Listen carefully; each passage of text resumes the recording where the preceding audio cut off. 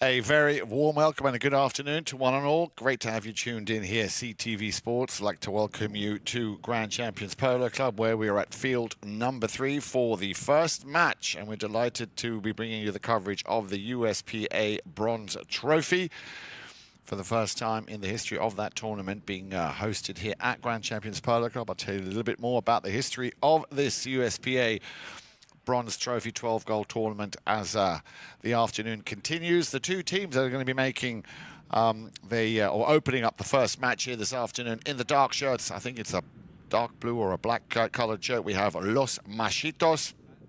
I'd like to welcome at number 1 Larry Austin, playing off 0 goals. At number 2, the very strong and talented Antonio Aguerre. At number 3, very, very, very strong. Keep a close eye on him, Troito Ruiz, playing off 7 goals. And the back at number 4, also of 2 goals, Martin Velez Suarez. Now, that team comes in at 11 goals. They are going to be given a goal on handicap because quite on Z, they're 12 goals, and they're led by the lovely lady from Brazil, Alecia Seidler, coming in off a -1 handicap. At number 2, the very strong 2-goaler, that is Artemio Figueras. Again, keep a little eye on him because he is having a fantastic season thus far. Then we go into the number 3 position with Joaquin Panelo, playing off 6 goals. Another machine out there who will, I'm sure, set this game alight. And at number 4, the 5-goaler Lucio Ocampo. Your two mounted officials are Esteban Ferrari from the World Polo League here at Grand Champions Polo Club, and from the USPA we have Martin Pascual. Your third man out on the field, Gaston Dorignac. So last few words of advice and regulations being given there by one of our two mounted officials to get the game underway. And whilst we just wait for that first throw-in to take place, let me just tell you a little bit about the Bronze Trophy. It was established back in 1980 and is a prestigious national tournament played at the 8 to 10, 12 goal level. Originally hosted at Gulfstream Polo Club, now unfortunately defunct back in Florida until its closure. The tournament relocated in 2015 to Newbridge Polo and Country Club in Aiken, South Carolina. Now, the interesting thing is that no team has ever won back-to-back victories in its 3-decade history, with the Glenlivet in 1984, 1986, Equalus 2000, 2010. So no one has actually ever done the triple, and let's see if that might be possible this year, well, in the near future. It relocated to the West Coast at La Herradura, I hope I've pronounced that correctly, Polo Club in Santa Ynez, California. So we are very pleased and happy to be bringing you the USPA Bronze Trophy here on CTV Sports. I think the umpire now is also ready. So this promises to be another very, very exciting game. We have a total of 4 teams entering this year, Troito Ruiz and Los Machitos, who are out there. And then we have the other 2 teams, Casablanca and Global Port. Also 2 very strong 12-goal teams who will be battling it out to lift this prestigious USPA Bronze Trophy. And if the 12-goal is anything to go by from what we've been seeing here at Grand Champions Polo Club from 6 and 8 already this season, then, well, they've got a lot to live up to because, like I said, that 6 goal has been absolutely phenomenal, as has the 8 goal.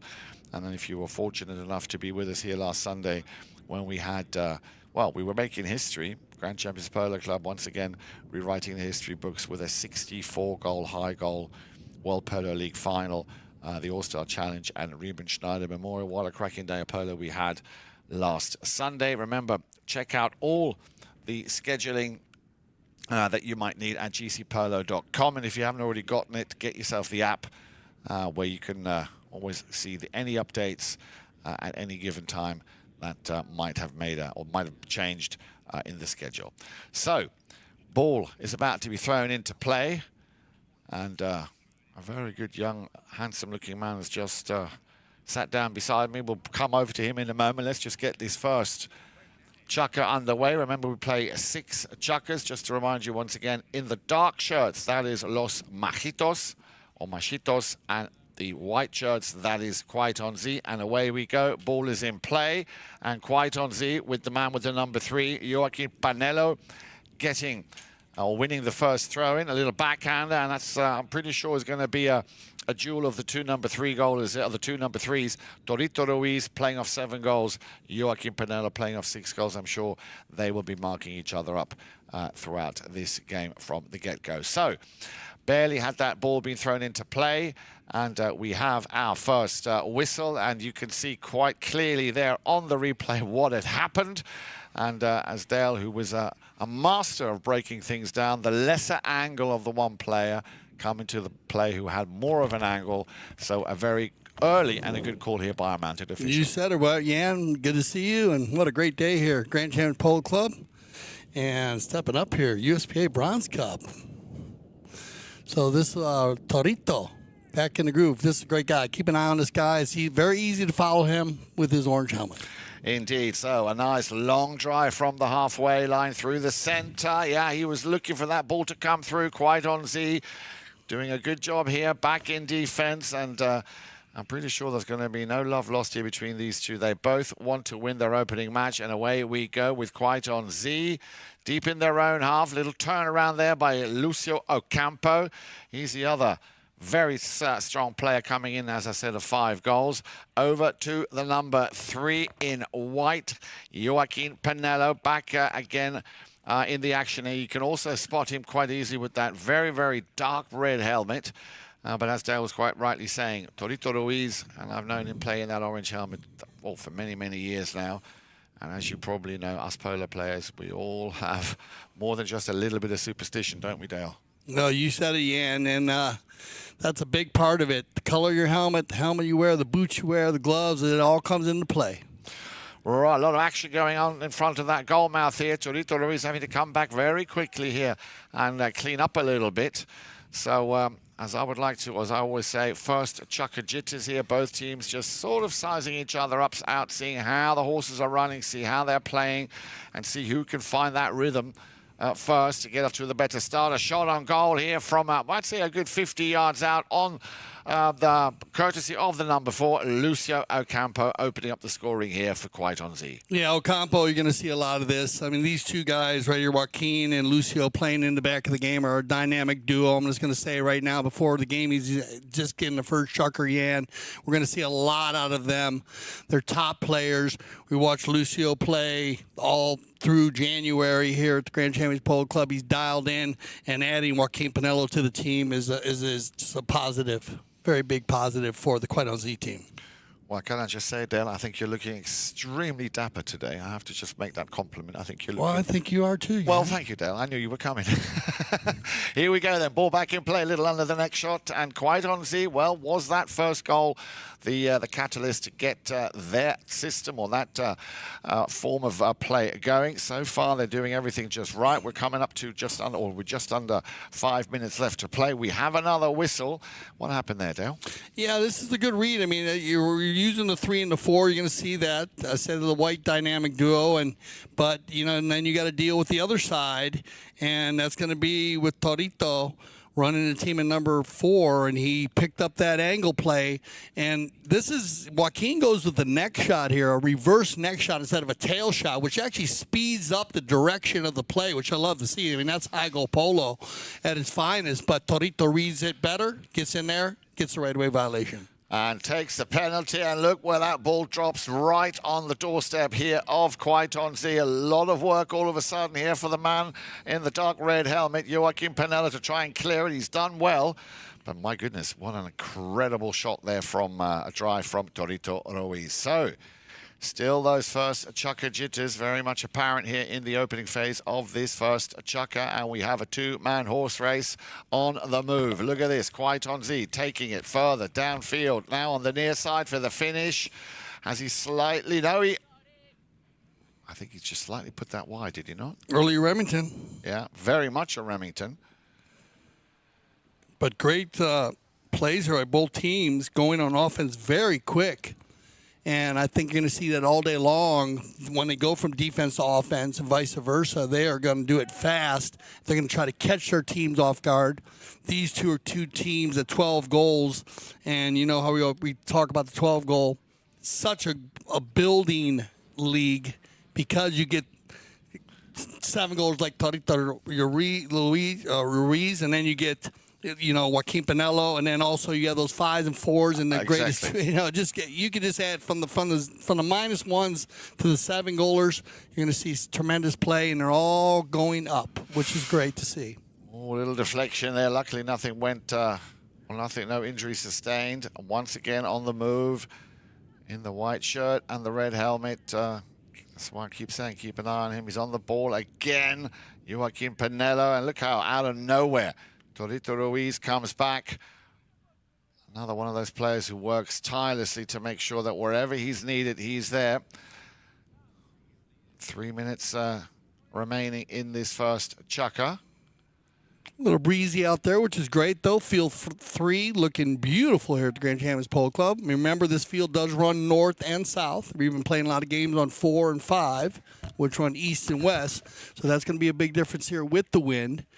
A little bit of a change here on the knock-in, and that makes sense. You're going to see Martin. I would not be surprised all day long with the Los Machitos team. Larry will stay out in the front. He will pull the team. Larry Austin, also one of our sponsor, plays in the World Polo League and plays a lot of high goal polo. He also spends time up the Aspen Valley Polo Club, AspenValleyPoloClub.com if you're looking to play polo in the summer. From July into September. Larry's one of our top sponsors and players that plays there. It's great to see Larry back with his Los Machitos team, mounted very well. Both teams, Alecia on the other side with the Quaitonzi team. Both of our sponsors, they mounted to the tees, as we use the term in polo. But we have some fabulous horses on the field today here for this USPA Bronze Cup. Indeed we do, and just to remind you again, if you were wondering why it is 1 goal apiece when we've only had that 1 goal, I did say at the beginning that Los Machitos, they're coming in of 11 goals, so they have a goal on handicap, hence why it is 1 goal apiece. We've only had 1 actual goal scored, but just to reiterate that very important little detail, because... pretty good 11-goal team. A very good 11-goal team, indeed. Here we go, and the man on the move is Troito Ruiz. And again, he hits these balls, Dale, like he was sending them into another, well, you call it zip code, we call it postcode. Yeah, no, and he's driving the ball deep, and that's one of the things with Troito. We do get a right-of-way violation here. This is a basic play. The ball's hit from Troito, and he hits a big ball here. Watch this. Now keep an eye on the players that fall in line behind the ball when it lands. Behind the ball. There you go. And when we have one player already there established, two players are established. It's which players is established first. We had the white player established, so the black player now who's also fouling has to switch to the near side. Correct. So we had penalty 5A on the play. Very quickly taken and back. Well, there he is. I keep telling you, you're going to see a lot of him this afternoon. Joaquin Panelo. And this man in the orange helmet, Troito Ruiz. It seems that every time he hits the ball, it goes not only for miles, but high. Very similar to Nick Rodan in the way they snap the ball. He's got that quick release. But now we go back to the action, and look at this. Could this run all the way? The finishing touch, just wide. Very unlucky there for the man with the number 2 on his shirt, Artemio Figueras. Just a little bit too steep to just nudge that one in on the far post. Yeah, he's going to keep Troito busy all day long. He knows it. So he's going to have a couple tough jobs there as they mix it up. But I would see you're going to see the rotation. Larry and Alecia are going to stay out in the front, try to pull the team, and you'll see the 3-man rotation behind them. Ruiz puts it back up to his number 2, to Antonio Aguerre. Haven't had that many touches from that two-goaler just yet, but same applies for Artemio Figueras. And he's also playing in the lower leagues. And was it yesterday or the day before when it was very quiet around him, and then all of a sudden they unleashed him and said, right, Artemio, do your thing, and bang, 2-3 quick goals in succession. Yeah, he should be tuned up for this because he's been playing very well in the 6 and the 8, where he becomes more of the middleman. He's more of the top gun, as you could say, in those leagues. And now you jump to the 12, and that's what's so great about having all these different leagues. And we've been talking about how the Metropolitan Cup of 9 teams, where we started in January, the lower leagues are just so competitive, which is great for the game of polo because you need a starting place.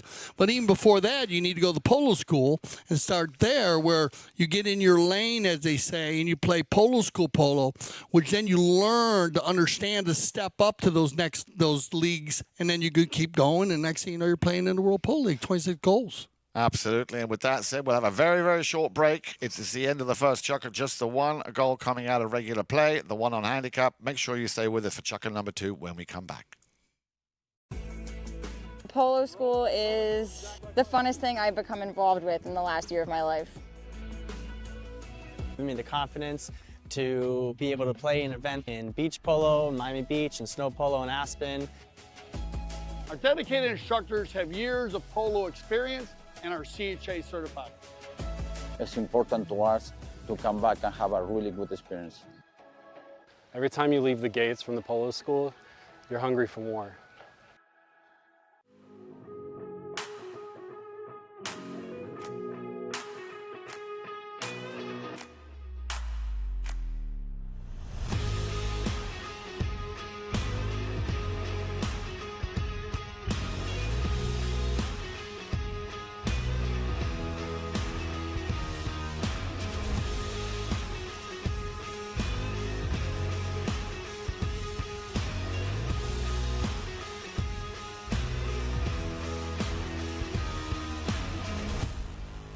Once again, a very warm welcome. Great to have you with us here. CTV Sports bringing you live action of the USPA Bronze Trophy from Grand Champions Polo Club down at field number 3. You touched on it just now, Dale. Slightly overcast, 74 degrees, but ideal conditions for the 2- and the 4-legged athletes.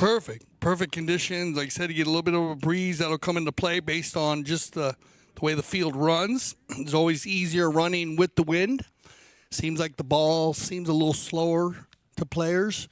You know, when you're running into it, you're getting that gust. And also, we're seeing how Joaquin on the Quite On Z team, and they're in the white, if you just joined us, with Alecia Seidler, Artemio Figueras, Joaquin Panelo, and Lucio Ocampo.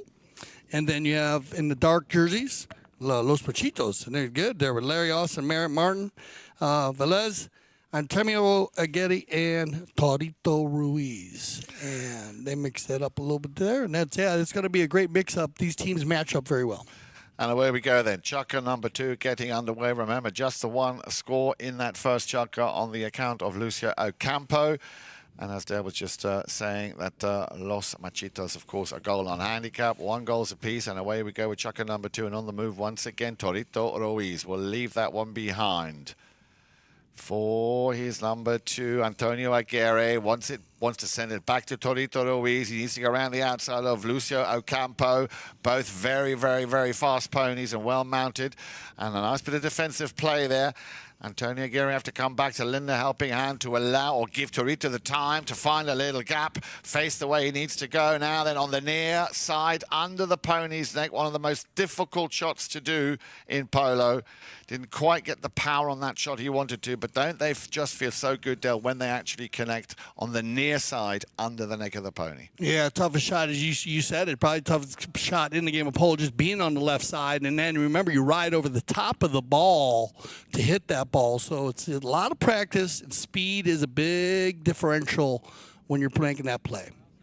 Another monster shot here, all the way up to the front door. Well, I thought for a moment Alecia Seidler might have her name on it. Gets hooked. Well done there by Larry Austin, but the ball still very dangerously close in front of that goal mouth until Troito Ruiz comes and clears it. And again, no nonsense, sends that one, well, just shy of the halfway line. The backhand coming. And that's a perfectly played backhand by Panelo, looking for and finding Lucio Ocampo. You can't give him so much space. He is a danger from anywhere on the field. You think Troito hits the ball well. Keep a close eye on Joaquin Panelo and Lucio Ocampo. They also are very strong, powerful, long-distance hitters. Troito Ruiz on the move again over on the far side. Appealing. That's a good place to point out here, Jan, because this is where you're using the clear and use it play. So right now they're saying clear to Artemio. He cleared. Now use it. And you can use it two ways, either running like this, like Troito just did, by moving the ball, but demonstrating it at a high level to run with the ball. Not to move it slowly, but that's the difference, or hit it deep. And in the process, just a little bad luck there. Alecia was trying to clear out, and Troito went for the run to the right side. So we have a little shading call, and they're going to move the ball down. This is probably based on a lot of the play on the ball placement here. They were right around the 60 when they started that play. So remember being 150 yards from center. And that'd be 90 to the center, so they're moving it a little bit more. So well done here by the Los Machitos team. They're having their team lined up, and this is where they put Larry out in front. So when Troito makes that first move, if he does get fouled and he is open, then the umpire's got to look to move that ball past center because they cannot take the opportunity away from the team that got fouled. So they'll move it down to the 60. And this is just good polo by the Machitos team, and the Quaidon Z team. They'll adjust to this. Now then, penalty 4, as you said, Dale. Troito Ruiz. Is he going to send it into somebody's back garden, or maybe even to someone's living room? You never know. He has exceptional power. It's high, and it's looks pretty straight from up here. Well, not where we're sitting. We're from the drone, so a cracking goal. And the first here on the score sheet for Los Machitos and Troito Ruiz. Troito played a number of summers at the Aspen Valley Polo Club, where we do play in elevation. And most of the players will tell you they get a little bit more distance out of the ball.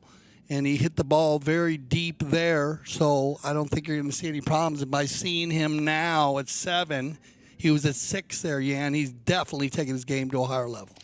He is indeed, and away we go. Quaidon Z winning another throw-in and another long-distance shot on goal here from Lucio Ocampo. Ooh, a costly, possibly mistake. Tries to keep it in play, unlucky. Look, there he is. All of a sudden, Artemio Figueras. Yeah, and you see Troito get on there on that defensive play. They're going to be switching ponies here quickly. And as it looks like they're going to use this knock-in, this is going to work in favor for the Los Machitos team. They have the knock-in down on their end. Look like 3 of the players kind of shot off to the side there. Change up. Troito, good time management. Ruiz on the move. Just biding his time.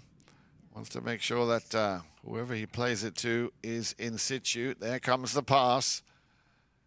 Again, he makes it look so easy. Gets it over the halfway line, a good 150 50 yards now cross, but they're trying to push quite on Z a bit further down. Yeah, the old switcheroo. Here it comes. Oh, well, we have a whistle again. Yeah, so now they're going to go ahead and they're going to get him on the turn here. And this is going to be, watch the second player coming in. This is a great ball hit by Troito. It's going to be picked up first by Artemio. And right here with, as they turn, right now is where they're going to catch him. Yeah.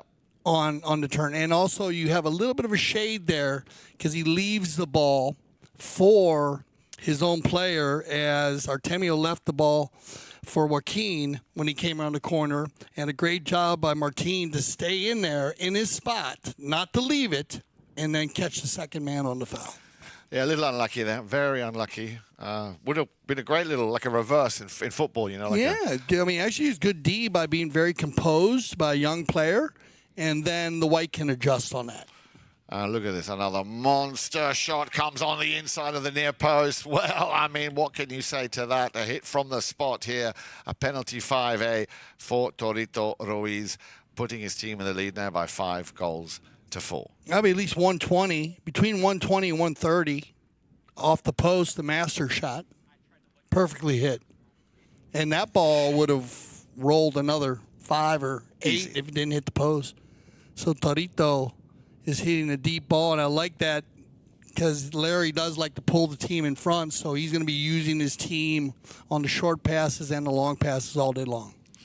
So 3:05 on the clock, ticking down, of course, as Esteban Ferrari lines them up on the halfway line to get the next ball thrown into play to continue and get chucker number 2 over and done with. Remember, 6 chuckers will be played in this opening match of the USPA Bronze Trophy.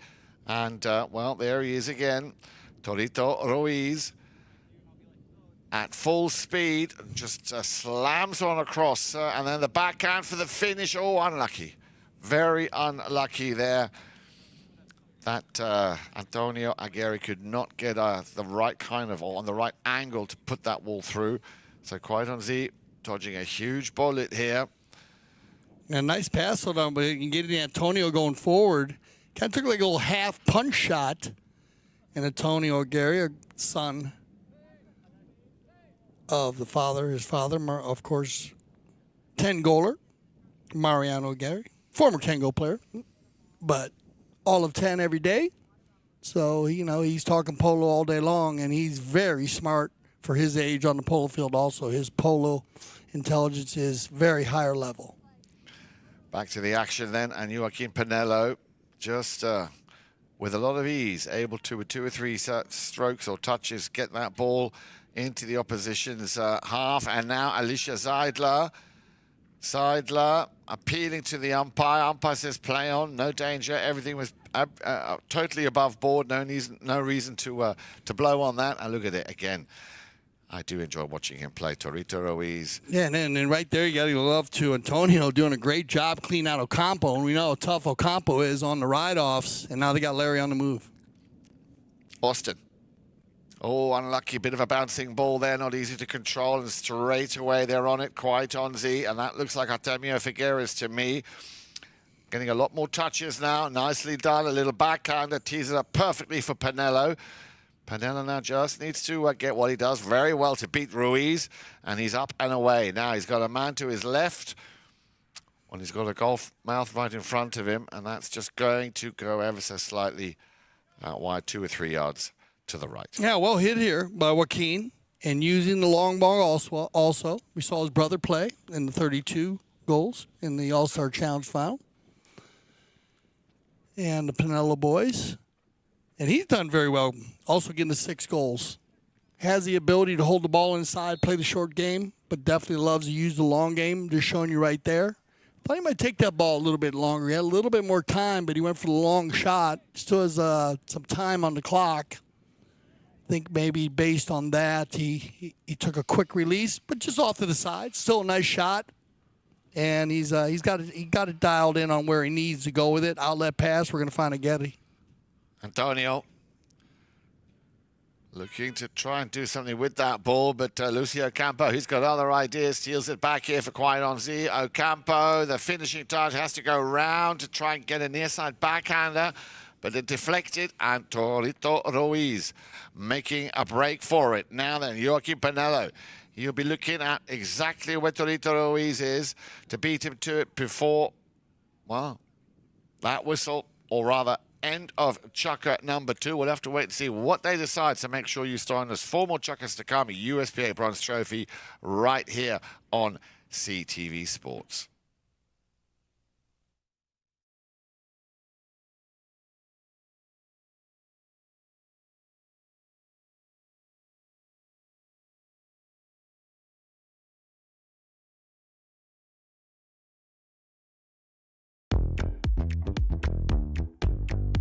If you are in the area, I suggest you make your way to Sunset Chuckers and Cocktail, because this is a fun type polo match. It's where everyone's relaxing, chilling, just having a great time.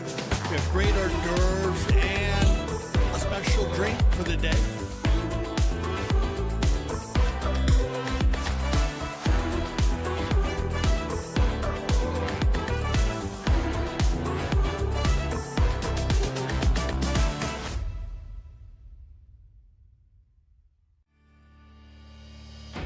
When I founded the Taqueria 48 years ago, the goal was to service polo players fieldside and carry a complete line of polo equipment. Since those early days, we now carry everything for the horse and rider. Anything goes on or near a horse, you're likely to find here in our store. We still have polo equipment made by polo players for polo players.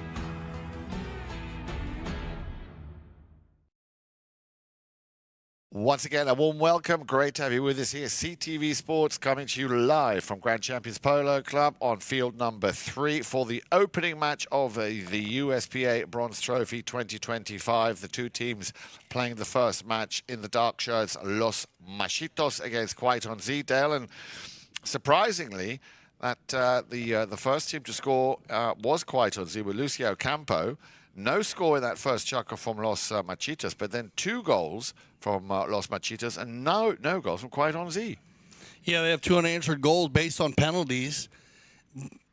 But, I mean, there are penalty 4s. And remember, one got moved from the 60 all the way down to a 4.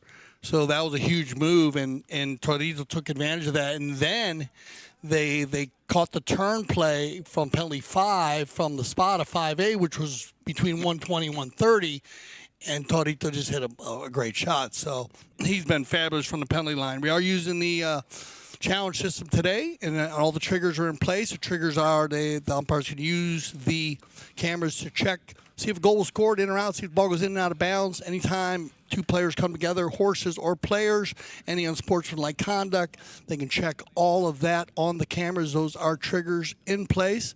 And we do have the challenge system in place where they may challenge the call of the umpire. Here comes Troito from the 60. Oh, I'm short one. Sorry. They got the open goal. I apologize. Yeah, no problem. So Troito Ruiz picking up his 3rd penalty from the spot, and as you can see, very quickly they came back out here. So a penalty 2, a penalty 4, and a 5A, but so far 100% from the line. Yeah, so we're using one umpire from the Grand Champions International Group, and of course USPA umpires, professional umpires, Martin Pasquale and Esteban Ferrari from the international group. So it's nice seeing the group come together, and I love the way the initial calls, Jan, great, just calling the game consistent and moving the ball really very well. I mean, I'm enjoying it as a fan and as an umpire. Here we go then, on the move. Once again, Lucio Ocampo surrounded there by 3 defenders from Los Machitos, who are trying to do everything they can, excuse me, to try and win that ball back. A nice little turnaround by Joaquin Panelo. Panelo, he also has a strong right arm. And that ball, dangerously close. You can't afford a mistake. And that's exactly what I was talking about. He read it well, took his time, a little chip shot. Wow, what a superb goal by Joaquin Panelo. Patience is the virtue, and he definitely has this. This is a nice start, but it just bounces off the pony there. It's kind of a broken play. And Joaquin puts himself, and look, everybody's still lined out there ready to try to stop it. But again, Joaquin just staying in his spot. You know, he knew he was beat, picks up the loose ball, gets the finish. So 4-2. And still plenty of time in this first half. Looked to me like, once again, quite honestly, might have won that throw, but there was a whistle.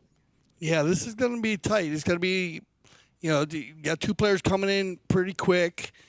Keep an eye on the number 2 and number 4 on your screen. Now the 4 and the 4 come together.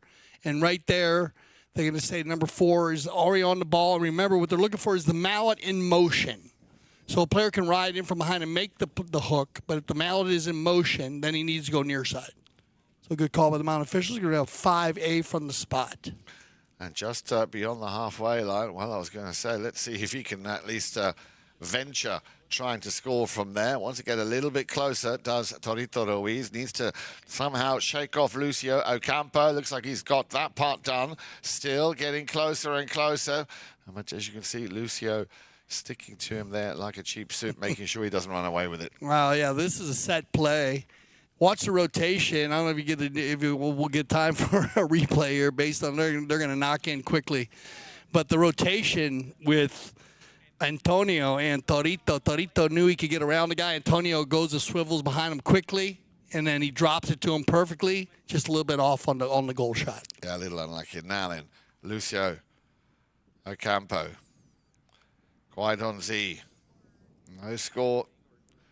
Beg your pardon, that is Joaquin Panelo, of course. Little deflection. Antonio Aguerre. Ball is now over the halfway line, but the backhand shot would suggest that Los Machitos have possession once again. Martin Velez Suarez just stopped in his tracks as Quite on Z now trying to get a little bit closer to that goal mouth of Los Machitos. Inside backhander, well played by Lucio Ocampo.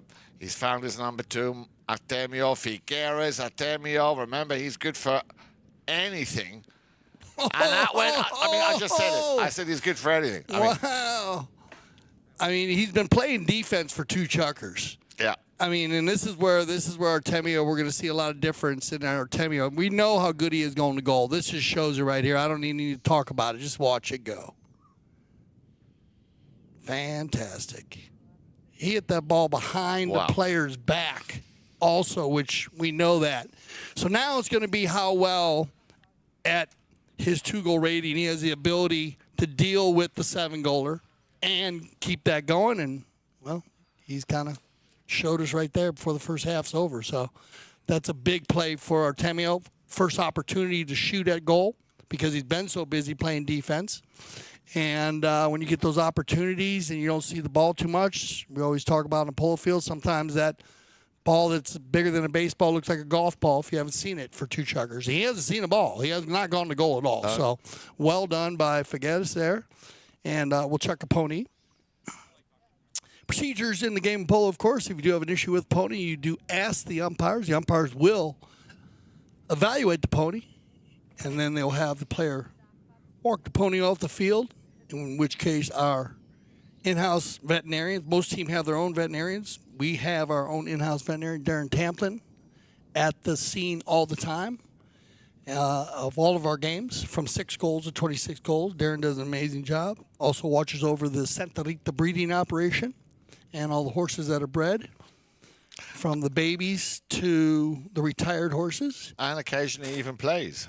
He was in St. Moritz with us this year. Mm-hmm. Very good player. Great to see him, yeah. So, he really is a one-man stop. Has any questions, he has the answers. Yeah, and it's amazing. I mean, over 400 or 500 horses, I think he manages within the clubs, because between the Grand Champion Polo Club, Aspen Valley Polo Club, and then the breeding operation, and everything going on there, and just fantastic. And he's open to every question you have. Helps us a lot with the polo school, because you have the opportunity to talk to the veterinarian, hear his side of things, which is always great. And it looks like we got everybody back on top, and away we go. And I was going to say, who's going to win this throw-in? I felt that there was a whistle coming at some point. Wouldn't mind looking at that footage again and getting your take on it, Dale. It was at the halfway line. They threw the ball into play. Yeah, it pops out. And I believe they let the turn go. Yeah, they let the turn go and then riding in from behind. Behind, yeah. I was Yeah. gonna say. So there's two different plays there. Well, Turn was quick enough based on the distance. Yep. And that's what they're doing there. And then the rub. Martin did a good job just taking the ball down the field. They had a player riding in from behind. And they're going to move that ball. Once they start moving it, they will keep moving it. And that's a good thing about the professional umpires, having such great USPA professional umpires and international umpires on the field.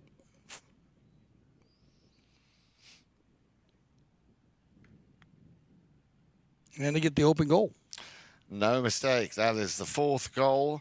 The second from the penalty 2 spot, but the fourth overall for Troito Ruiz, making it 5-3. And if they can carry this or keep this little cushion that they have into the first half, I'm sure that would be a very good start for the second half for that team, Los Machitos. Yeah, they seem to have a little bit more control with Troito starting it from the back. I think you're seeing adjustments from the Quaidon Z team. They'll adjust even more in the second half, but they haven't got that offensive attack going like we know the Quaidon Z team has. Artemio's showing you what they have, and Alecia will carry the ball down the field, but here comes Panelo. Joaquin trying to take or shake off two defenders here from Los Machitos. Well, one's doable, but if the other's name is Troito Ruiz, that is not an easy task, and away we go with the 7-goaler. Troito. Out comes a monster shot. Everybody going back. Joaquin Panelo also wanted to make sure that Troito does not find that gap. A little under the neck shot. Looking for a white shirt from Quaidon Z. Overrun. Left behind for Antonio Aguerre. An attempt to try and steal it back. Didn't quite work out the way he'd planned. And still it is Martin Velez Suarez. Good ball control there by Suarez on turn, especially on 2 goals, adding another dimension to the Los Machitos team. So a little over a minute and 15 seconds remaining here in the third chukker. The first half will be over, of course, once this chukker comes to an end. And I'm sure both teams plenty to talk about. Yes, they've scored 4 times, were given a goal, but none of those goals were coming out of actual play. They were all from the penalty spot. Yeah, that's where they just got to clean it up a little bit. That's been hurting them because without the penalties, you got to earn them from the field. So pretty even polo besides the penalties, and you got to give credit is due. Yan, 100% from the penalty line, Los Machitos. On the move once again, Quaidon Z, the under the neck shot. Has he found the angle? Well, good bit of defensive blocking there by Troito Ruiz. And that ball. Ooh. Yeah. He got a little lucky there. But very lucky. Yeah. I mean, Troito comes off the pony. You're going to get a look on this. I mean, he places himself, of course, for the block. Comes off the pony. He thought he was going to pass him on the near side. He tried to get over enough where it would pass him on the near side. It actually hit the pony, and then he had to deal with the bounce. And he went for the clearing shot, and when he did clear it, keep an eye on it right here, he goes off of his own pony. Watch this when he goes to clear it. Or he just hits it out. Didn't even hit. Now, if it hit the post, it hit his horse, or it hit the boards after he hit it, it still would be a safety. So a player does not just have to hit the ball solely off his mallet to be a safety. Sure. He can hit it off different besides the opponent. If he hits it off the opponent, then it's a knock. That's different. Yeah, of course, it's a different matter. So they'll bring that ball no further than 40 from the center. And that ball was only looked like inside 10 yards from the line. So this should be not too much of an angle. And they're going to pass the stick to Artemio for the 60-yard penalty 6.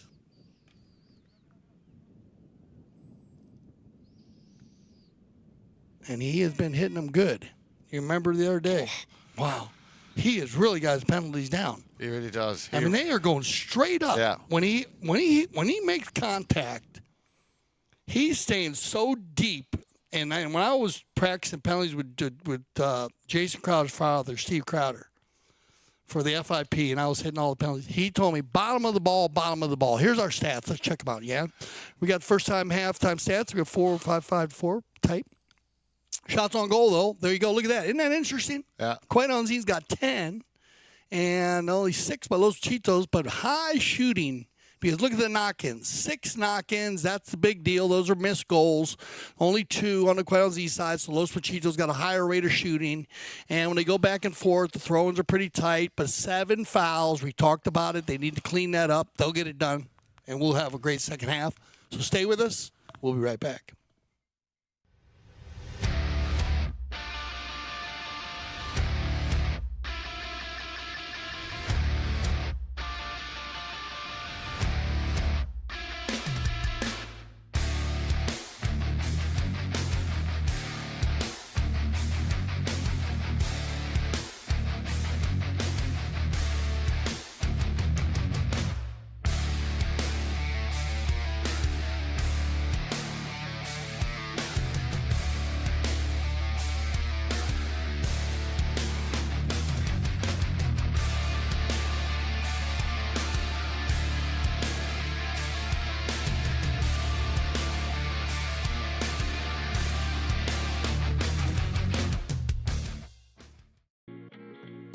This place is special because of the unique environment and nature that you have around here.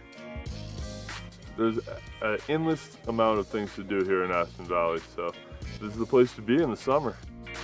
Great group, you know, it's like a big family. We're all, you know, on the field it's intense, we compete, but off the field we do a lot of fun stuff. Oh, it's like playing in the polo heaven. It's perfect. Playing in a dedicated women's polo league is great for progressing your polo. It's great for us to play together as women, to have a chance to take to the field with some of the best polo players in the world. It's helping us come together, improve our polo and keep up playing a regular high level of polo.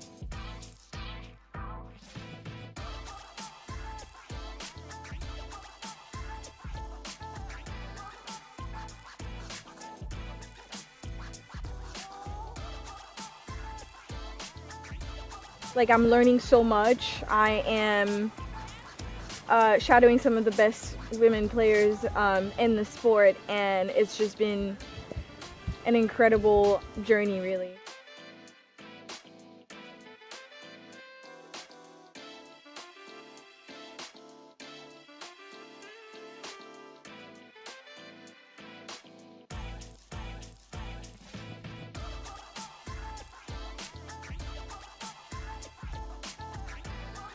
I have played at Santa Rita before and I love it here. It's a fantastic club. They do so much for not only just polo but women's polo, so we're very excited to be here, and you know, huge thanks to Melissa and Mark for having us.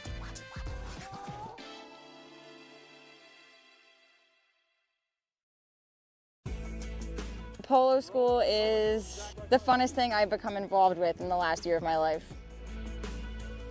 Give me the confidence to be able to play an event in beach polo, Miami Beach, and snow polo in Aspen. Our dedicated instructors have years of polo experience and are CHA certified. It's important to us to come back and have a really good experience. Every time you leave the gates from the polo school, you're hungry for more.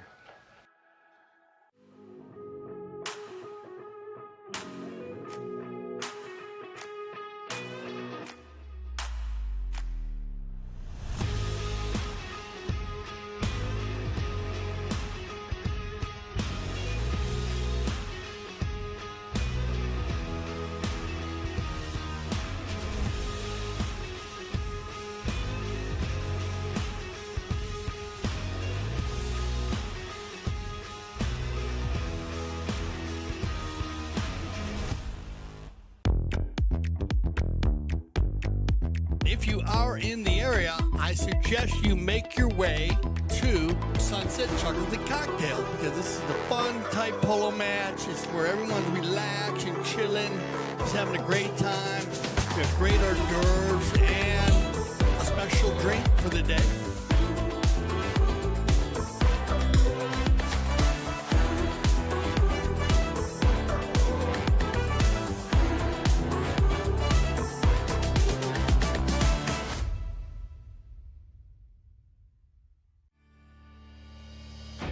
When I founded the taqueria 48 years ago, the goal was to service polo players fieldside and carry a complete line of polo equipment.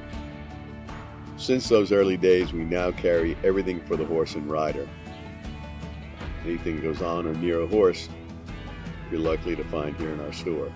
We still have polo equipment made by polo players for polo players.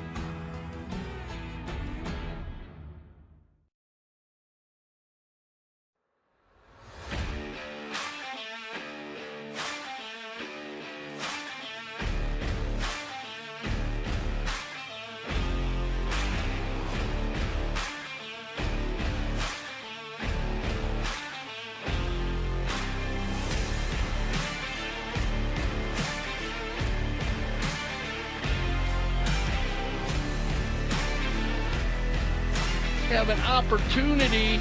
Santos Bellini gonna fire one from 60. Oh, off the post.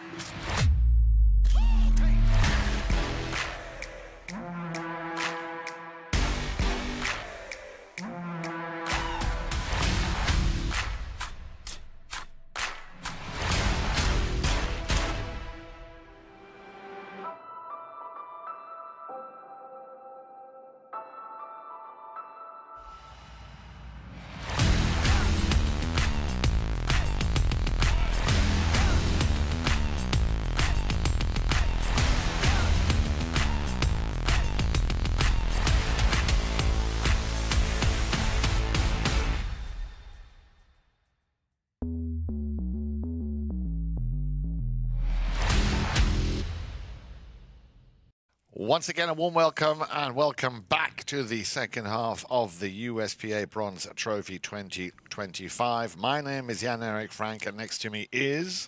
I'm Dale Schwetz. Nice to be here with you, Jan, and great first half. Indeed. Let's have a look at that first half.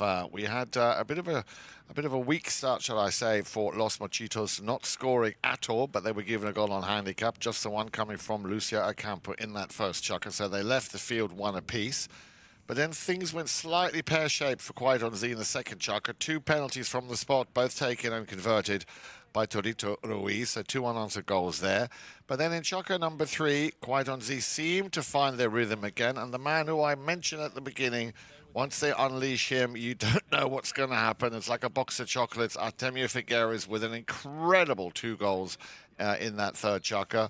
Also, goals, of course, again, 2 coming in from Troito Ruiz. Why do you... I mean, it's just, if you break it down, real simple facts. I mean, there were 6 knock-ins by the Los Machitos team. So I know that Mariano Aguerre probably sitting there coaching, his team's playing there, watching, he's saying, guys, this game is way, way closer. I mean, it could be on the other side, should be on the other side, based on the shots.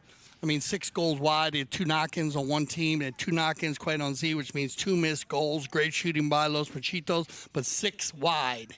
And that's a lot of shots to have on goal. Yeah. So they can't give them that many shots. And I didn't even realize that as we were going along, but the stats are so great at halftime to be able to see those stats, break it down. And, well, if they made 50%, you know, they're winning by 2. Absolutely. But what I was going to ask you is, I mean, would it not maybe make sense to take someone like Artemio Figueras and put him in the... I wouldn't change anything. Just got to score. Just make sure you get maybe some better shots. You got to give it up. I mean, Machitos is probably not giving them easy shots, but they did have the shots based on the stats. Yeah. And if you have the shots based on the knock-ins, and so just kind of keep what you're doing, get better shots. And at the moment here, it does look like Larry and Alecia are kind of neutralizing each other. And here you go. They're going to get their first opportunity here in the first half to get control. And now it seems like they're not shooting the balls quickly. They've worked it down inside. And maybe in the first half they took a few shots, maybe too quick, maybe a little too far out. I remember I told you I thought Joaquin could have taken one in, but Joaquin's going to get one here. And they're back on track. So Mr. Panelo makes it 5 goals apiece. A great way to start the second half. Chucker number 4 here for Troito Z. So we have a ball game, and the ball is being thrown into play there by our USPA mounted official Martin Pascual, alongside Esteban Ferrari from the World Polo League, and of course Gaston Dorignac, our chief umpire here at Grand Champions Polo Club. So two great umpires there. Yeah. Great combination. Now then, let's see if Larry can pick this one up and run with it. Yeah, unlucky. Had to try and play that. Well, he had to play that one on the near side. And, yeah, nicely left behind. Now then, let's see where that ball's going to go. Artemio Figueras getting a lot more touches, a lot more involved. Checks down, has a little look. Opens his shoulders, hammers another one of those long-distance balls. Where's that going? This is what I'm saying. Maybe, because that's what they did in the first half. They kind of shot some balls off the left, off to the right. Once again, just for reference, they did not use any challenges in the first half. I don't think you really needed any, but they did not use them. They do have the challenge system in place if needed, where they can challenge the call of the umpires and all the triggers are in place. We'll talk about the triggers as the day goes on. Long ball coming from Troito, looking for Aguerre, but straight on him there. Once again, the captain, Joaquin Panelo, working very hard, leaves that long one for Ocampo. Ocampo stops, turns. And look how quickly Panelo just jumps in right behind him. They've got that down very well. Still, Panelo.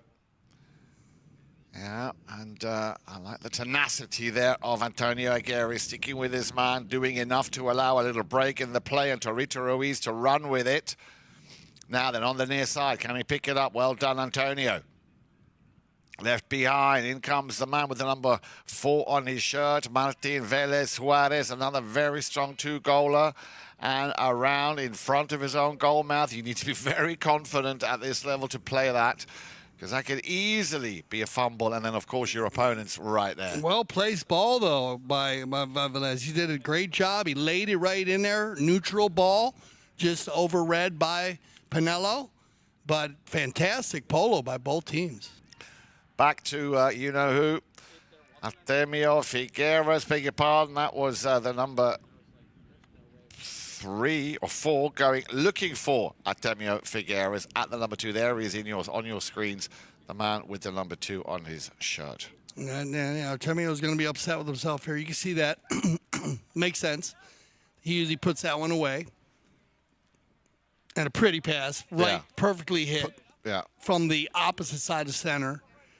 Opportunities in this game are going to come down. They're going to be nail-biters. They're going to want every one of them, if you can.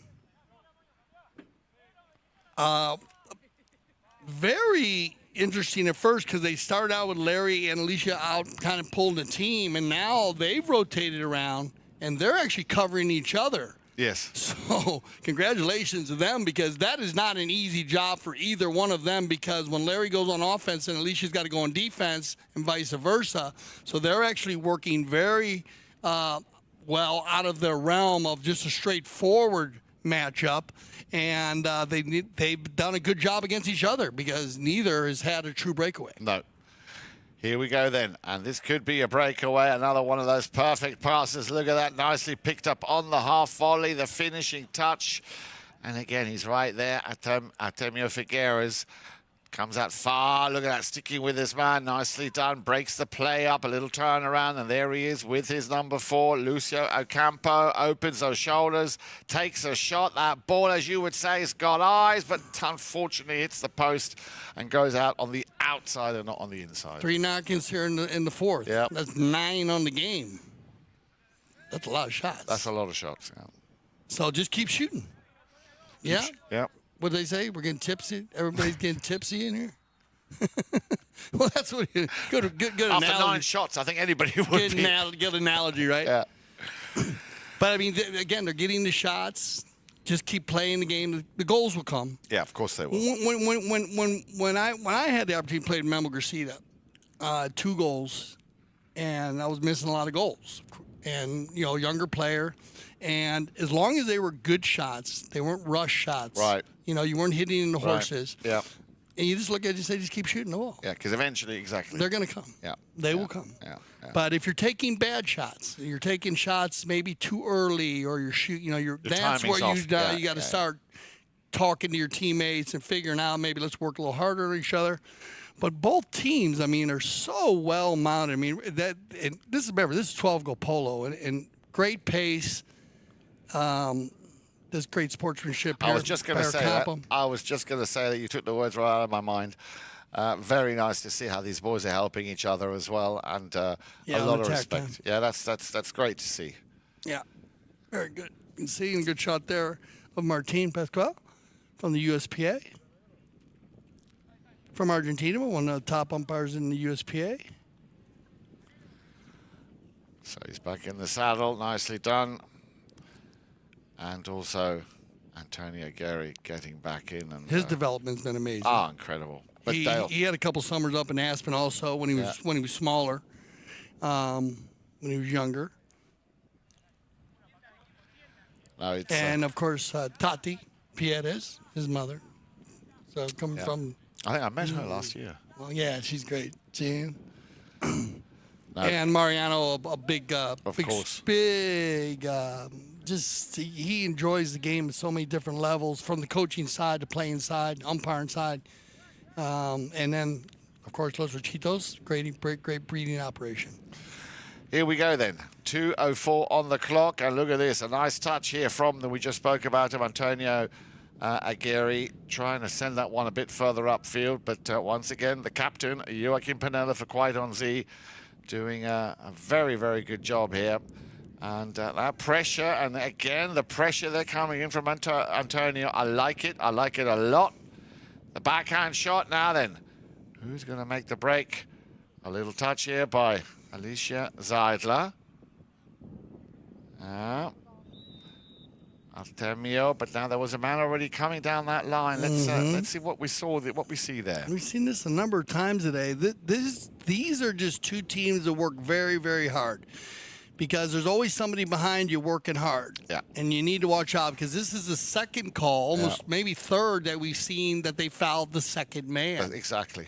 And if in some games, if players aren't working hard, you can get that set play done. But in this case, you got to be careful today, because the teams are really working for each other. Yeah. And they catch them on the right away. Little reaching call from the spot 5A. So quickly taken by that man with the number 3, Troito Ruiz. And did Antonio get a little knock there? They've just blown the whistle to stop the clock here with just under a minute to go. Looks like he might have had a little rub there on his on his face. Let's hope he's okay. Right after he gets hooked. He gets hooked. And so, a lot of time we were talking about this, I think a couple of games ago.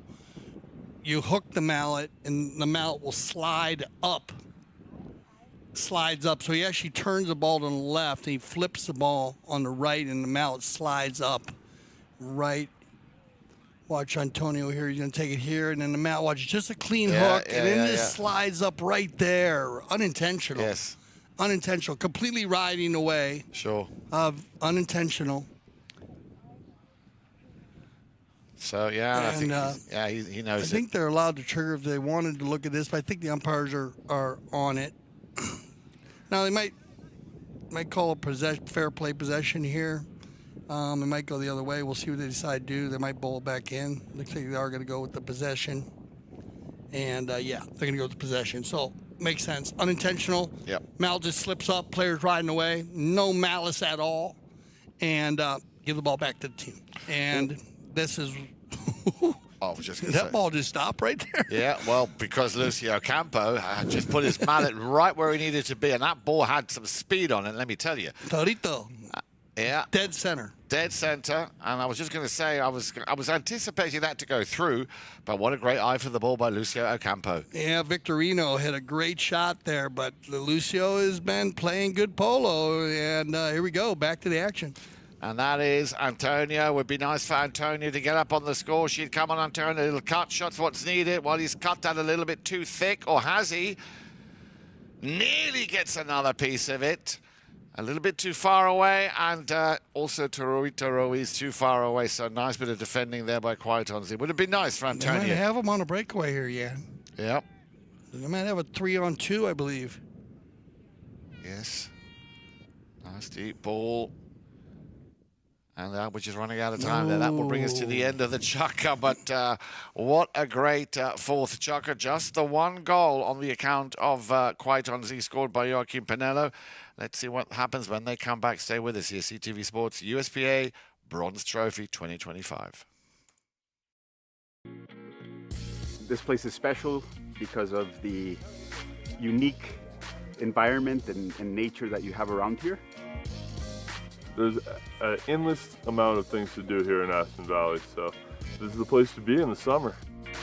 Great group, you know, it's like a big family. We're all, you know, on the field it's intense, we compete, but off the field we do a lot of fun stuff. Oh, it's like playing in the polo heaven. It's perfect.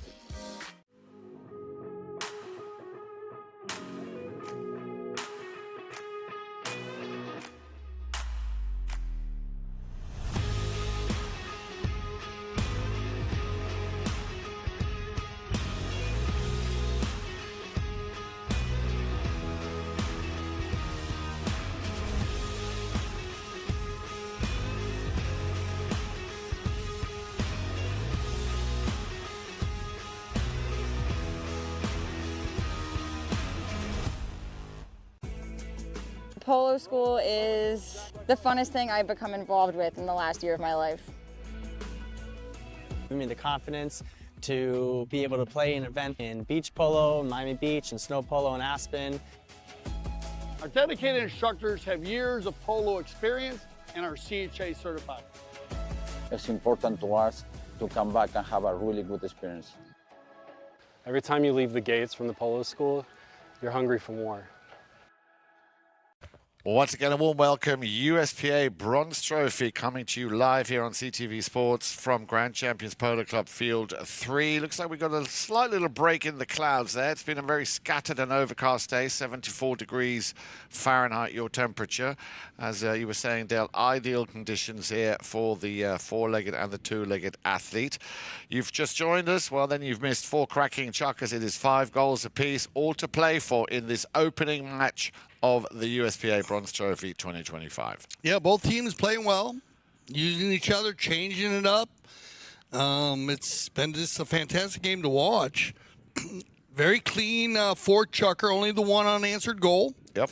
And like we said, just based on the breakdown at the moment, Quite on Z having a few more attempts at goal, 9 missed goals up to this point, so 9 knock-ins for those Machitos, and on the other side, Machitos with Quite on Z with 3 or 4 knock-ins. So that's the differential, but we're tied at the moment. So big chucker here in the 5th. And look at this, a chip shot, a perfectly placed chip shot here by El Capitano. You would just see how he was waiting for that ball to land at his feet. There was a bit of a scrum going on there, and then Joaquin Panelo just unloads and just sends one over, and the entire group hits the ground, says, there you go, a fake, and then just cool as you like, puts it across, picking up his 3rd goal of the match. Yeah, great placement there.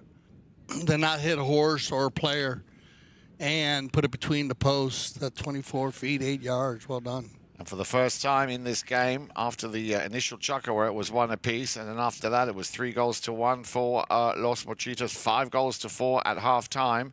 At the end of the 4th, even Stevens, and now for the first time in this game, Quite on Z actually take the lead, leading by 6-5. They were back and forth on the bowl-ins in the first half, Yan, but the second half, Quite on Z has raised the level to win the scrum, as they call it, but back to Troito. Ruiz, nice long ball out to the front door. The rotation working very well. Martin Velez Suarez, there he is in the very nicely colored purple helmet. Look at this open goal. Keep your head down. He thinks he might have overcooked it. Is there another shirt from, or a player from Los Machitos coming down the line? Unlucky for Martin Velez Suarez. Would it be nice for him to take that all the way and pick up a score? Broken play here. They're going to make sure that Alecia's okay, and good riding here by Alecia Seidler, because this was not, she got caught in a bad spot. It was not her fault. It looked like Ocampo was going to go hit a tail shot. Yeah. And a lot of times, you know, we have the rule when you hit a back shot, you cannot fall over the line. You see that on the near side. A lot of players goes to hit a ball and then he fall over the line.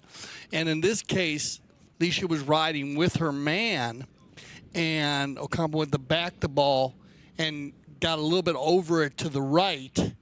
And Larry was not pushing her in there. She just couldn't get out to the right. So Alecia had to stay in there, and she did a fantastic job staying in the saddle. Good riding here by number 1 in white. I mean, because you don't know what's coming. It kind of just happens. It's unintentional, 100%. But they can call dangerous riding on this play. So we'll see what they decide to see. We might have a player. He might push him in, or might have not. We'll see what happens. They went with a penalty 1 on it. Okay. So go with the penalty 1. So there's a number of different things that could go on there based on that play. Now, you can have dangerous riding hitting your own player. A lot of people don't, they misread that rule. Dangerous riding can come up in a number of different ways. You don't necessarily have to be riding off another player on the opposing team and to have dangerous riding. Most time it is unintentional on the dangerous riding on both sides. If you're riding a player off, you hit them too far in front, too far behind, or you hit them at a bad angle or off speed, which would be dangerous riding calls. You could have a dangerous riding call with your own man because of the other players out there. So they went with the 1 to get the penalty 1. It wasn't in the area of the goal, in the vicinity. And so the automatic goal given to Los Machitos, and they'll take that ball to center. Yep. And they'll have possession for the 5B.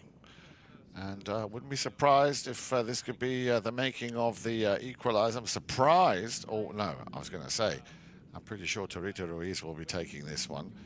And I wouldn't be surprised if he actually sinks one from the halfway line. He definitely he has the distance. I mean, he had the distance when he was in Aspen. He was hitting them, just gunning them. So here comes Troito. He's going to get another turn. Still waiting on a player.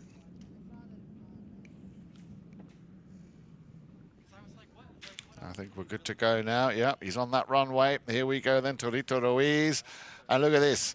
That ball's got not just wings, eyes, it's got wings.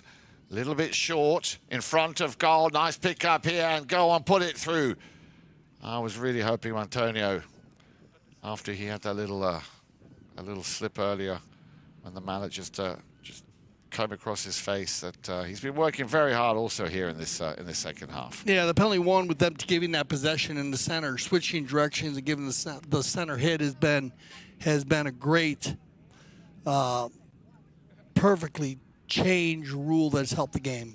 Broken play here. Uh-oh. And he gets it. He finally gets it. Well done, Antonio. Important, and not only an important goal, but just when the team needed it to put them back in the lead here. They had to equalize with that penalty 1, and now all of a sudden the cards or the tables have turned. Los Machitos back in the lead by 7-6. Yeah, this is the game that you definitely do not want to hit the opponent's pony. No. 9 times out of 10, you do lose the ball when you hit the pony of another player, and the ball cannot go through the pony, so it's always going to go somewhere. And good read here by Antonio to turn around quickly and get the finish. And not only that, they've won the next throw-in once again. Troito Ruiz with a nice deep ball in the half of Quaiton Z. Now then, what's the captain got up his sleeve? Look at that. Torito's gone straight back to him. The duel, he's won it. Troito Ruiz, and that will pay dividends. And look at that, all of a sudden, 3-1 here in Chaka number 5 for Los Machitos. No difference than the last play. The other play was a little bit of a miss-hit into the back of Antonio. This is just a high-goal pro play. Block the ball with your horse. Clean play. Steal. And the finish. So nice steal by Troito, getting on his side quick enough not to foul Panelo. Yeah. Good not call. So at the end of the 4th, 4 apiece. We're still a good halfway through the 5th, and it is 8-6. So another that cushion restored with 2 goals now. Then let's see. And this is, of course, where the mental strength of a team also comes to fruition. How will Quaiton Z react? Will they be fazed by it? Well, it looks like this young man, the captain, isn't fazed in the slightest. Wants to... Seemed to play well from behind. Yes. Exactly. Oh, and another steal. That's the second time he's beaten him. Troito Ruiz beaten Joaquin Panelo. And now then, has he got the faster horse? Look at the shine on that pony over the halfway line. Keep your head down. Don't top it. Looks over his shoulder. He knows he's coming with the number 4, Lucio Ocampo, and under the neck. Bang. He's fun to watch also. Goal number 6, Dale, for Troito Ruiz. We get in the corner, and that's when the disruption starts. The ball gets bouncing around. Troito knows that he's on a flyer here, so he hits one deep and then just says, let's go to running, guys. Great approach shot, always to the far post. Far post, easier shot on goal. Love the thought process on the shot instead of the dribble, based on the defense coming. 9 goals to 6 for the first time in this game after it was level at the end of the 4th. Los Machitos, when they could feel that Quaitonzi were coming a little bit too close for comfort, they've turned the heat on and are now in the lead by 9 goals to 6. Troito having a little discussion here with the umpire, but everything looking pretty clean out there. Yeah. Looks like just a few mistakes to me, you know. Can't hit horses with balls. That's going to come back and bite you. It always does. And loose ball plays with horses that are fast, you're going to have troubles. So those are just ones. And then they can adjust to all that. So it's not a game breaker at all. Very good chucker here. 5th chucker. We figured we were going to see some kind of break in the action in the 5th. Both teams very well mounted for the 5th. They've been mounted all day by the looks of both strings. And but a good little lead here. And remember, they did come in the 4th and gave up 3 knock-ins. So really nothing out of place, just kind of cleaning a few things up, making a few goals, kind of putting the pressure on themselves. They are. The white team, to tell you the truth, because they're not playing bad polo, just making a few mistakes here, and the black team is capitalizing on every one of them. Yeah. So, little backhand, the ball back in play, just under 2 minutes remaining. A chance here maybe for Artemio Figueras. Well, this would be as good a time as any to unleash that very talented 2-goaler. Maybe get him in the mix a little bit more. On the move, but they're marking well. They're marking very well. Little slide, but he's on the handlebars, and we have another whistle. Let's hope this stays clean as it has the first 5 chuckers. Yeah, they got down inside here. Good give and go from Panelo to Lucio. And then Lucio, he was working hard in here. There are a lot of black. Ooh, right there is where you're going to get it. And so Lucio gets the turn, clean turn. Contact is made, uneven ride-off behind the saddle. Opportunity from the spot or the 30 for the open goal penalty 2. Well, looks like he's going from the spot. At least that's where the ball is placed. It's an open goal penalty 2. Yep. And we're talking about triggers. These are another triggers too. If they needed to trigger, I don't think that's a tough one. But if they do need to trigger contact, you can trigger any kind. Oh, wow. This is just one of those days. And that's what I said about how will that work on the psyche of the players. How well with the mental strength now for Quaitonzi. And clearly, Artemio Figueras will put that way in his sleep normally. It happens. It happens. But a lot of poles still be played, Jan. A lot of time. Indeed. 1:10 to be precise as the hitman, Troito Ruiz, sends that ball over the halfway line, just wants to clear it, and at the other end you will find, and there he is, Joaquin Panelo. Panelo now wanting to be very, very precise in what he next does. At the moment, it is 4 goals to 1 if we isolate this particular chucker, and why not indeed crack one out, and look at this, look, oh my goodness. Wow. What a shot, on both sides, offense and defense there. That ball was bouncing on that play that looked like Antonio hit, right, to save? Yep. They're still fighting for it. Yep. They need to get, if they can get one here, it'd be nice. And this time the winner of that duel is Lucio Ocampo. Ocampo, he knows he's got Artemio behind him. He's now cutting into that danger zone. There he is, Joaquin Panelo. He wants to do it himself, and he does. Well done. Well done, Lucio. That's the way you finish a shucker. Huge goal. That's the biggest goal of the game right there. Yeah. Because that goal sends them off the field down by 2, breath of fresh air. And like you said, they've had a lot of opportunities. They know how well they're playing. Great ball control and spectacular finish, but great focus. Time going down. Wow, it's going to be a good one. We'll be right back. Six Sucker's going to be awesome.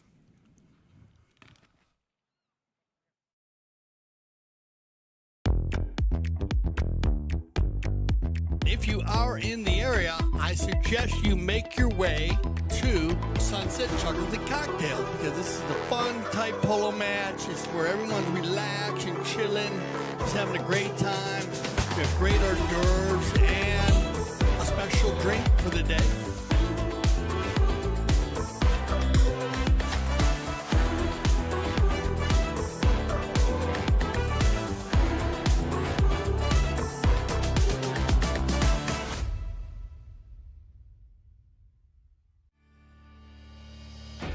When I founded the Taqueria 48 years ago, the goal was to service polo players fieldside and carry a complete line of polo equipment. Since those early days, we now carry everything for the horse and rider. Anything that goes on or near a horse, you're likely to find here in our store. We still have polo equipment made by polo players for polo players.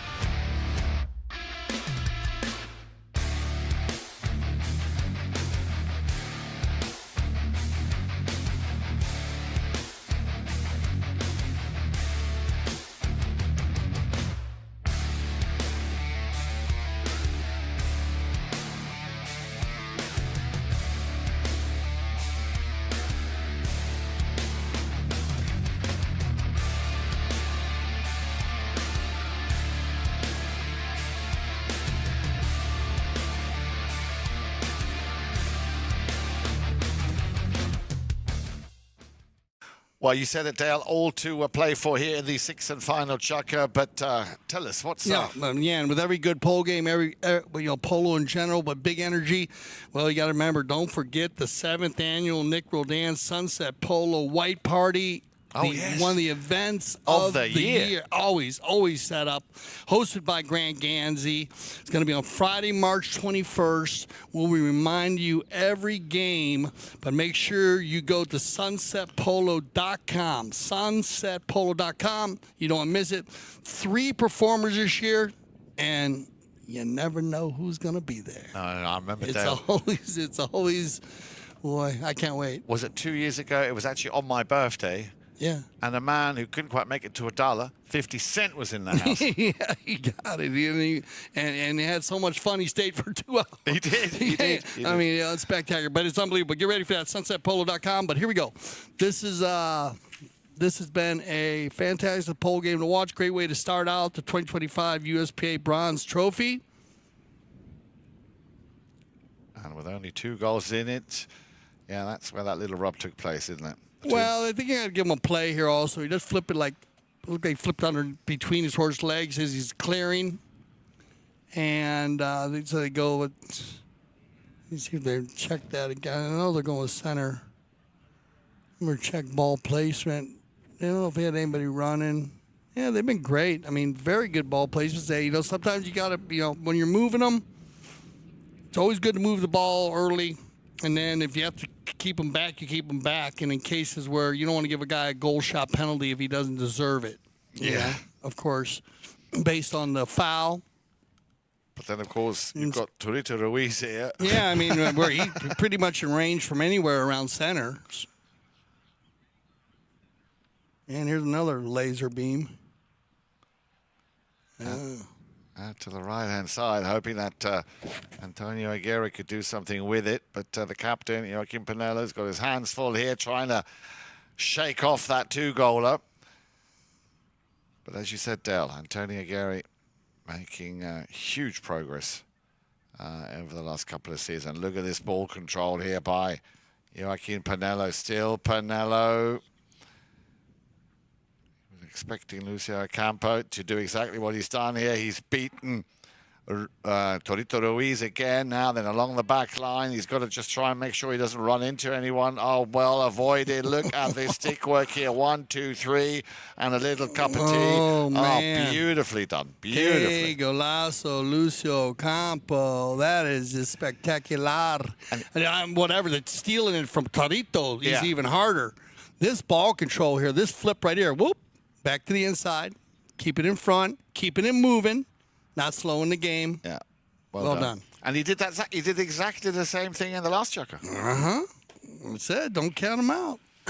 1 goal in a Dale, 9-8, 8-9. However you want to look at it, it is a cracking game of polo here. The USPA Bronze Trophy. Remember, the other 2 teams that are going to be battling it out will be Casablanca with Grant County, Santos Bellini, Colo Gonzalez, and Juan Bellini. But hang on. Hang on, what's happening here? A little shot on goal, and Troito clears it just in the nick of time. We nearly saw the equaliser there from quite honestly, but they clearly want it. They want it, and there he is again. Lucio Ocampo, look at that. Finds and steals the ball, and Lucio Ocampo does what he did now 3 times in a row. Oh, he's putting on a clinic now. Lucio just going for it on the near side. Watch this near side play. First of all, he always starts it from the defense, which I love because it wins championships. Then he gets over there just enough. Great horsepower to get in front of Martin, and then just sticks the finish, and he is really dialed in right now. He is very focused. On, those defensive plays he's making, the transition to offense is not easy. Well, we did say at the beginning of the broadcast, just like the 6 and the 8 goal, the 12 goal also does not disappoint. They've won the throw-in again, but there's going to be a whistle, and it's going to stop the action at 4:30 on the clock, or 4:32 rather. Every decision now instrumental. They had everybody in front, and then they turned out, and they didn't like something in there. They were holding them up a little bit. You can go back and check a little bit. They when they turned it to the inside. Oh, the clear. So remember the clearing part. You got to clear out. Of course, quick as possible. Yeah, and you got to clear out in the most direct manner. That's what I mean. That's what I meant by the direct route possible. A player's direct manner is never the same as of course the direct manner. Their clear out is the clear out what's better for them, and so no opportunity there on the clear. And they've been pressing the clear. You can see that because players have been clearing quickly. When the man clears out quickly, then it makes the game open. Because that makes the player who has the ball have to use the ball. And here we go. Artemio will step up, and that's what I'd call him a pro player. Because, you miss one now, and then now you got ice in your veins. So great job here by Artemio. And that was important for Artemio after he missed that earlier penalty too. Yeah, big. But he's the type of player, and I think, and that's why he's going to keep going up. When you miss one, you just get more focused. Yeah. So, double figures then in the 6th and final chukker after Artemio Figueras picking up that goal. And that is also, by the way, his 3rd of the match. Now then, can they seal it? And this man, if anybody can, Joaquin Panelo, has he overshot it? I hope not. Has to have a little look, checks his pony. Good stick work once again. Cleared by Martin Velez Suarez to try and get it out of that danger zone. Didn't go very far. In comes Lucio Ocampo, and we know what a threat he is in front of goal. A deflection, as Joaquin Panelo was right there. Yeah, they come in, and a good play by Martin Velez. He gets a back shot. He hits it far enough away, and now they come together here. And he looked like he had a clear shot, And we'll see what they decide on this. Might talk about it. Looks like they are going to go with the blocking foul. Yep. Pretty standard procedure on how they've been calling it today. Remember, they're asking them to clear.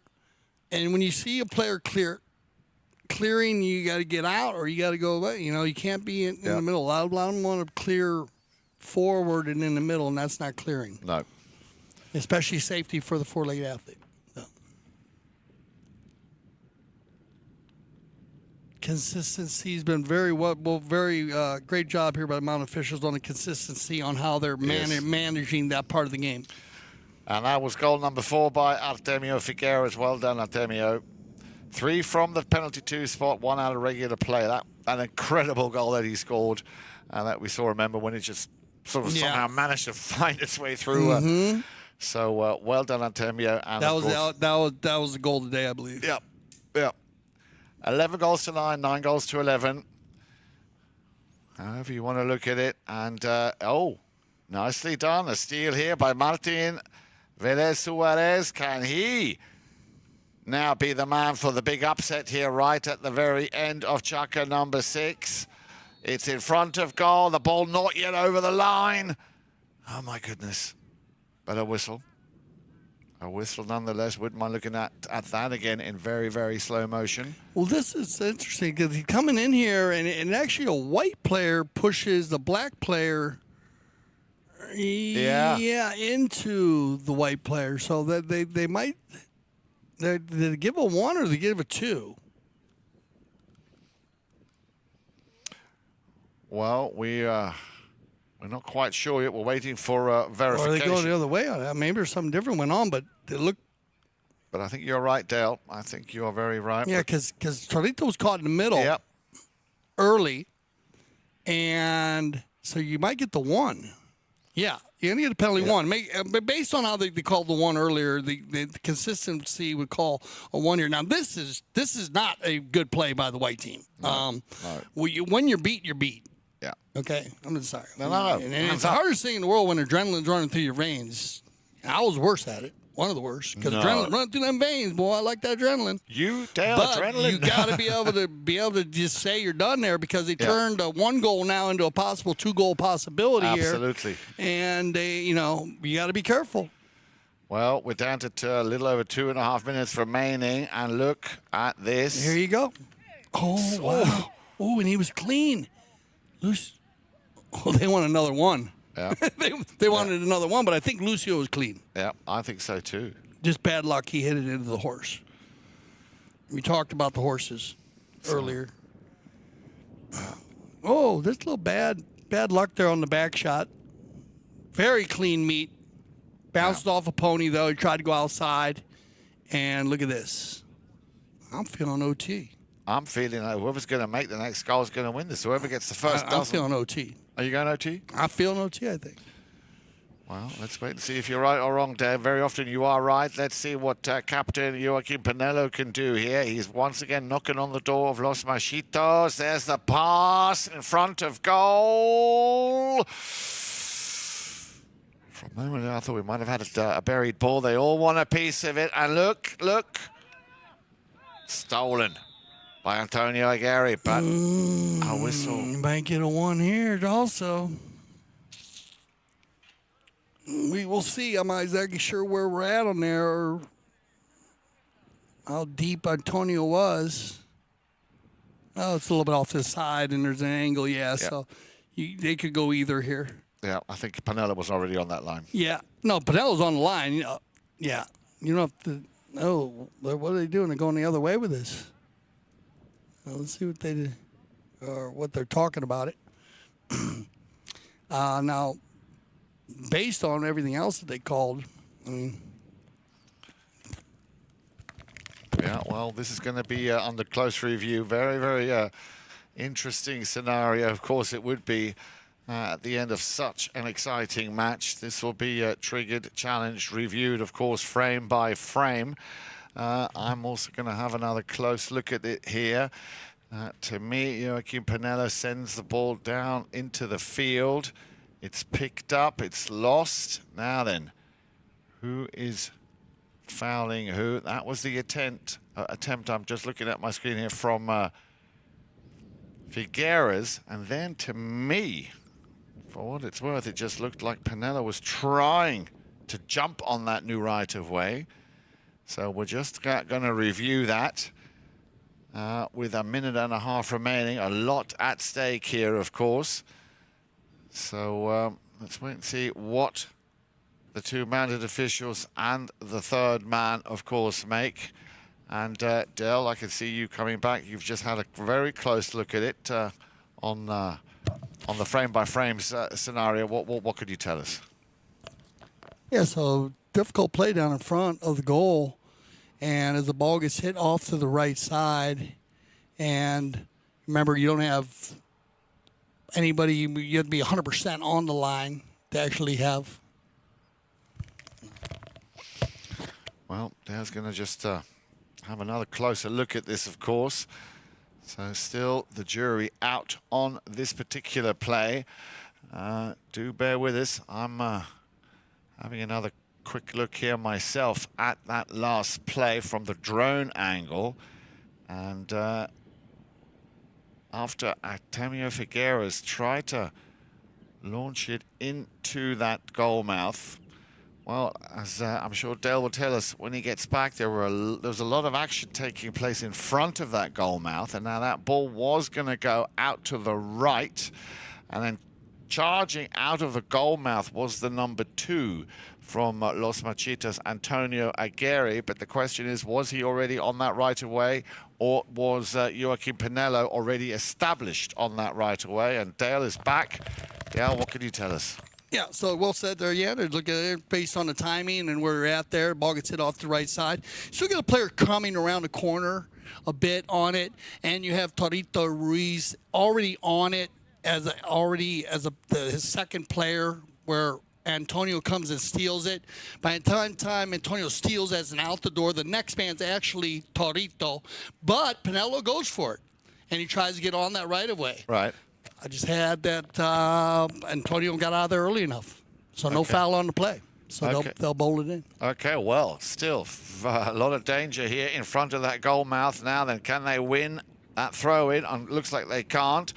Los Machitos, on the other hand, will try and run with it, of course. And I fear you might be right, Dale, unless this man, Troito Ruiz, puts an end to this game. Down the line he comes. They're knocking on the door. Nice little retrieving there, and a steal.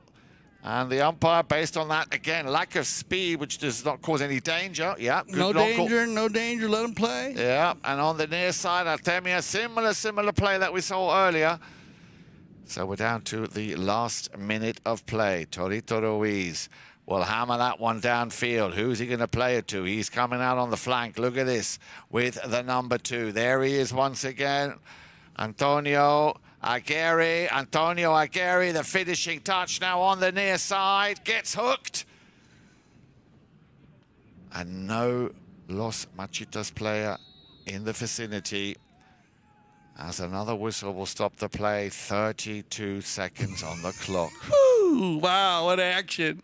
What a play by Panelo. This is perfect, and that's the way you make a play, pro play hook. We talk about it on CTV Sports all the time. It's not a novice play. You got to be 100% behind a player to make a hook. You don't need to be all the way on the other side.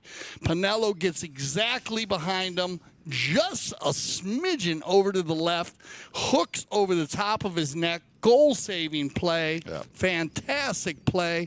The ball gets knocked out and brought around, and they saved the goal. And here we are, 34 seconds on it. Now the ball did bounce out and looked like we had Lucio on the move there, and I don't know if they had a right-of-way violation or not. No, we had a few. They had a checking a horse, so that would give an all change, and so this is going to be an exciting minute, huh? Whew, man. Oh, all right. So we're going to go ahead and check. Okay. So also this play just being reviewed, of course. Umpires have the ability to challenge and to trigger, you know, when they, as Dale was saying earlier, deem it necessary to go and have another closer look at exactly what happened here. So with 34 seconds, no surprise that the individual captains are going to be very, very keen on making sure that the umpires get it right, while CTV Sports, of course, has the technology.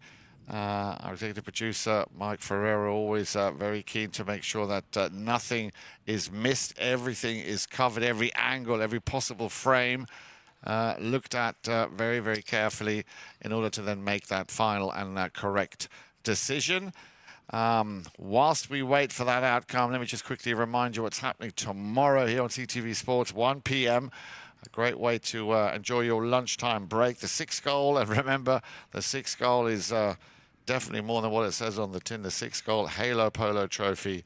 So that's Friday, the 21st of February, tomorrow, 1 p.m. Make sure you tune in for that. And in this USPA Bronze Trophy, the other two teams who I'm sure will be watching this very, very closely because they're going to be possibly up against one of these teams. Casablanca with Grant Ganzi, Santos Bellini, Colo Gonzalez, and Juan Bellini against Global Port with Mikey Ramiro, Anthony Garcia, Jack Whitman, and Santos Merlos. And I can tell you that, Dale, you're back. What can you tell us?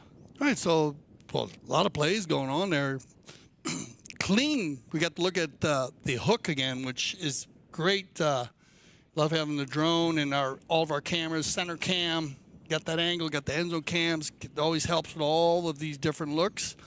And so they had a player, they thought maybe a mount had gone over and made a play or behind a horse, which did not. So we did not have any plays there. As the ball came, two players coming together and clearing out when Ocampo was going to the ball on the breakaway. And so we had no foul. So we'll see what they we put out there. Unless they have another question they need to look at. We're getting the right, make sure we get the right information coming across. Yeah, that's exactly what I was just explaining. And I'm all right, hang on a minute. Okay. Well, going to have another review there. So Dan might be right once again with his call that it might go into overtime. So we do need a winner, of course, here in this opening match. And at the moment, until well, some decision is made as to how we continue, it could well end up being that we do go into a 7th goal final chucker scenario here. Both Esteban Ferrari and Martin Pascual, along with the IRO, and of course Gaston Dorignac, having deliberated and still not come to a conclusion. Just goes to show you how, to what level these sort of scenarios and situations are taken here at CTV Sports in order to make sure that we eliminate any kind of error. But of course the technology doesn't lie. And okay, well, he's already said okay, so that sounds like we might have an update here, Dale. No, but this is great reason. This is why we love the technology. We were looking at a number of different plays because the ball to get backed out, but the hook that Panelo made, right, that I talked about. Yeah. But I had the opportunity to slow it down and make a better judgment, complete judgment on it. And it is, you'd have to draw a line. I mean, to see this on the polo field for the umpires is impossible. Yeah. I told you it's incredible. Remember, this is a pro play. Right. But your horses needs to be directly behind. Right. And when Panelo makes the hook with his right hand to reaching across, yeah, okay, his horse's head's to the left, right, and his horse's behind is right behind Antonio's, right, which gives him the ability to make that hook. Right. You see, so it's not a cross hook. No. If his horse was a little bit behind, it would have been a little bit on the right side, yeah, then he gets a cross hook. Right. But it's fantastic play, and so very well done, and a great job for the umpires to allow that play to play out and then come back to it. Okay. You know. To look at it. So they had possession. They were going in possession. White had a breakaway. So they're giving him a penalty 5 from the center. And here we go, Jan. Deep ball, and it's going to run. Is it going to go all the way? Oh, it's just been cleared. But hang on, there he is, the captain. Look how he turns on a sixpence. One shot would seal the deal. And he does it, the captain. Picking up his 4th goal, and what an important goal here, Dale, making it the full dozen, 12 goals to 11. Wow, what a thrilling way to end the first USPA Bronze Trophy match here. Yeah, Panelo's going to end up getting the goal there, so they took it to the center. Great job all the way around. What a game. Back and forth. Unbelievable. Here's our final stats. So 12 to 11, and you look at shots on goal, 22 shots by the Quiet on Z team, 13. That's a huge difference in number. Knock-ins, 10. They're going to go back and check that out. Fouls again, 9 to 4. So they needed just a little cleanup on the 9 there, and then it comes down pretty much right there. So very well done there. Congratulations, both teams. Quiet on Z, Los Machitos, great game. Some very tight plays at the end. I want to thank everybody involved. And for Jan, Edic, Frank, I'm Dale Schwetz. I speak for everyone here at CTV Sports when I say thank you for making us the leaders in polo broadcasting. And always remember, here at CTV Sports, we love the polo.